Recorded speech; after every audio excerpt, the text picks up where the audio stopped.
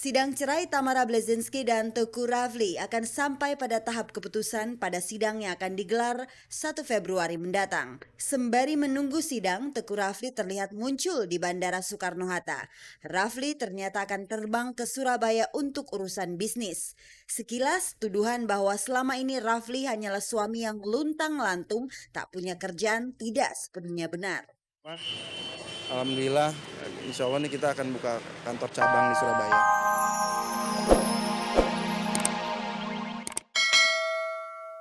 Pemirsa, rasanya kita sudah lama sekali tidak mendengar kabar tentang Sarah Sechan. Apa ya aktivitas Sarah sekarang? Nah, ada juga kabar terbaru dari Tengku Rafli. Kalau tidak salah dengar nih, Rafli katanya akan terbang ke luar negeri. Apakah kepergian Rafli untuk urusan bisnis ataukah untuk menenangkan pikiran menjelang keputusan cerainya dari Tamara Bleszynsky? Anda mau tahu? Tapi sabar dulu karena ada Sarah Sechan yang mau memberi kabarnya lebih dahulu. Ini dia.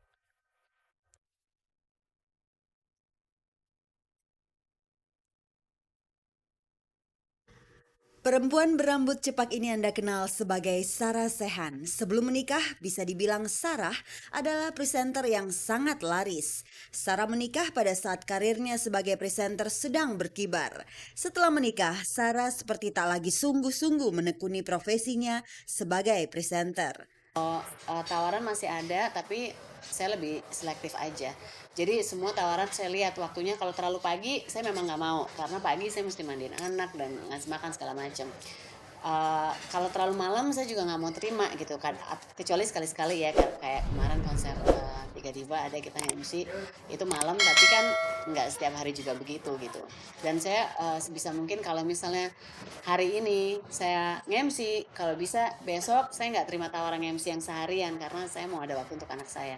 Kalau sekarang semua kerjaan saya ambil karena saya cuma mikirin semata-mata rezeki aja gitu, saya pengen banyak duit misalnya, semua kerjaan saya ambil, tapi terus saya ngorbanin waktu dengan anak saya, sementara they grow so fast, mereka kan cepet banget gitu tumbuhnya, saya nggak mau kehilangan momen itu. Sarah yang terlihat sangat modern baik dalam penampilan maupun pola berpikirnya ternyata tetap mendahulukan keluarga ketimbang karirnya. Banyak orang barangkali menyayangkan pilihan Sarah itu, namun Sarah berhak menentukan sendiri jalan hidupnya. Saya lebih khawatir kalau anak saya nggak deket sama saya dan nggak keurus daripada saya nggak tampil di layar kaca di televisi gitu. Saya akan lebih khawatir kalau oke, saya tampil televisi tiap hari ada, tapi saya pulang anak saya nangis atau kesakitan, tapi dia lari ke susternya. Atau dia pengen bobo, pengennya sama susternya. Saya akan lebih khawatir itu.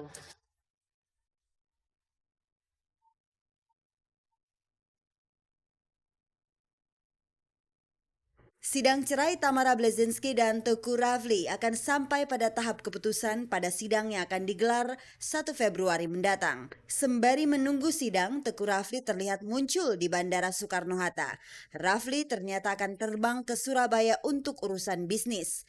Sekilas, tuduhan bahwa selama ini Rafli hanyalah suami yang luntang-lantung, tak punya kerjaan, tidak sepenuhnya benar. Alhamdulillah, insya Allah nih kita akan buka kantor cabang di Surabaya, kantor Uninet Internet gitu ya. Meski sidang cerainya sudah mendekati babak akhir, namun Rafli tak kehilangan asa untuk merengku Tamara kembali sebagai istrinya. Yang pasti kan dibilang nggak boleh putus asa ya, gitu. Jadi ya terus ikhtiar lah ya, yang apa yang kita bisa kita coba lakukan. Yang kedua juga terus berdoa gitu. Insya Allah Allah bukakan jalan yang terbaik untuk saya gitu. Karena kan saya juga nggak tahu apa yang terbaik untuk saya. Manusia boleh berharap, namun manusia tak bisa melawan takdir. Jika takdir Rafli harus bercerai dengan Tamara, mau tidak mau Rafli harus berhitung dengan masa depannya, termasuk berhitung harta gonogini. Ya, sejauh ini sih saya belum ada membicarakan mengenai itu ya. Saya pribadi saya juga nggak kalau di dalam persidangan ini saya nggak pernah membicarakan mengenai itu.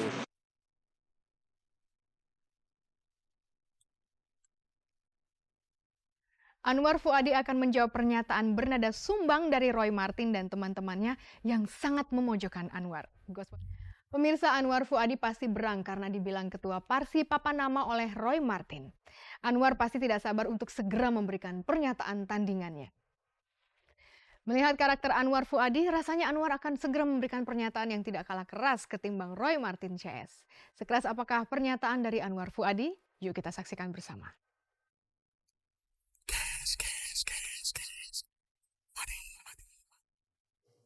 Roy Marten sudah membuka borok Anwar Fuady dalam sepak terjangnya sebagai Ketua Persatuan Artis Sinetron Indonesia atau PARSI. Selain mempertanyakan keabsahan Anwar sebagai Ketua PARSI, Roy juga melemparkan dugaan adanya penyelewengan yang dilakukan Anwar pada sebuah proyek film dari Departemen Koperasi. Nyanyian Roy Marten kontan ditanggapi dengan tak kalah sengitnya oleh Ruhut Sitompul, sahabat Anwar sekaligus anggota PARSI. Aku sebagai anggota PARSI sangat menyesalkan. Tapi yang lebih aku sesalkan yang namanya Roy Marten. Kenapa aku sangat menyesalkan Roy Marten?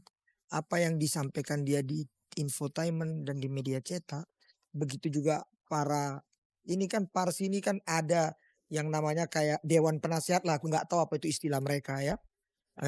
Yang ikut-ikut campur, ingin mencampuri PARSI. Ada urusan apa Luhut dengan Roy Marten? Gitu. Saya juga heran. Dia sebagai profesional gitu. Kok tiba-tiba ikut masuk dalam perbedaan pendapat saya dengan Anwar Fuady. Ruhut balik menuduh Roy Marten punya motif tersembunyi untuk membunuh nama baik Anwar Fuady. Roy Marten yang saya sesalkan, saya lihat dia ingin membalikkan cerita mengenai PARSI. Dia keluar, dia mundur karena dia tahun 2005 dalam kami Munas itu kemarin, dia mau dijadikan boneka oleh para orang-orang yang banyak duit itu. Ya. Dan waktu itu Anwar Fuady didimisionerkan, dibikinlah caretaker pejabat. Ketuanya Roy Marten. Apa yang Roy lakukan? Nggak laku dia di kalangan kami. Datang nongol pun batang hidungnya nggak pernah. Anwar yang digulingkan itu dengan ikhlas rendah hati tetap memimpin kami. Akhirnya Roy terbuang ke dalam tong sampah. Ya, Anwar lagi sekarang pemimpin kami. Taunya Roy seolah-olah keluar karena dia anggapnya ada kaitan korupsi dan lain sebagainya. Roy nggak usah bersilat lidah, aku nggak senang. Saya kalau mau jadi ketua PARSI dari awal, siapa sih Anwar? Siapa dia? Kalau saya mau dari awal, saya ketua. Saya dikasih gratis saja nggak mau. Nggak ada masalah pribadi, nggak ada sama sekali.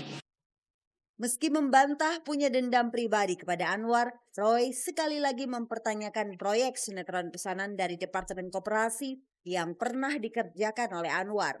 Pertanyaan Roy langsung dijawab oleh Sanker, orang yang mengaku tahu persis dengan proyek tersebut. Ketika Departemen Koperasi membuat film sinetron penyuluhan tentang koperasi, ada angka 2,6 miliar untuk 16 episode. Ketika dibikin ini nggak layak tayang, sehingga ditayangkan di TVRI. Ini nggak layak tayangnya, ini memang secara nggak sengaja atau by design kita nggak tahu. Tapi waktu itu ada berita bahwa ada 900 juta yang selisih. Saya sih waktu itu karena lebih senior ya, lebih tua, lebih ya udah Bang Anwar aja yang kerjain, dan juga dapat dananya juga nggak besar untuk 13 episode itu, dana yang nggak besar. Dan apa yang diterima dari departemen itu pekerjaan diselesaikan, dituntaskan dengan baik, gak ada masalah. Nah itu sih, makanya kalau dibilang korupsi dengan dana segitu, apanya gitu saya nggak ngerti. Rasanya mengharap kedua kubu ini untuk berdamai dalam waktu dekat seperti mengharap hujan di musim kemarau. Lagi pula sampai sekarang belum benar-benar terbuka apa pemicu dari perseteruan antara dua aktor kawakan ini. Boleh, mau damai, aku akan menjembatani damai. Roy Marten, kalau saya Roy Marten sudah minta damai karena dia bilang saya sah. Tapi nggak cukup itu Roy, sama Anwar juga. Karena apapun Anwar itu sahabat kau, isi perut kau, Anwar Fuady semua tahu. Kalau dia nyanyi Roy, hancur kau. Saya monggo silakan. Aib apa lagi? Semua udah tahu kok saya. Saya bukan orang baik, iya. Saya tidak pernah ngaku jadi orang baik, enggak. Semua kejahatan yang semua orang tahu, yang saya lakukan tahu. Tapi saya tidak pernah merugikan orang. Apapun mereka mau saya select the record for the $5 just to help you out. Sekarang saatnya kuis untuk Anda. Simak pertanyaannya.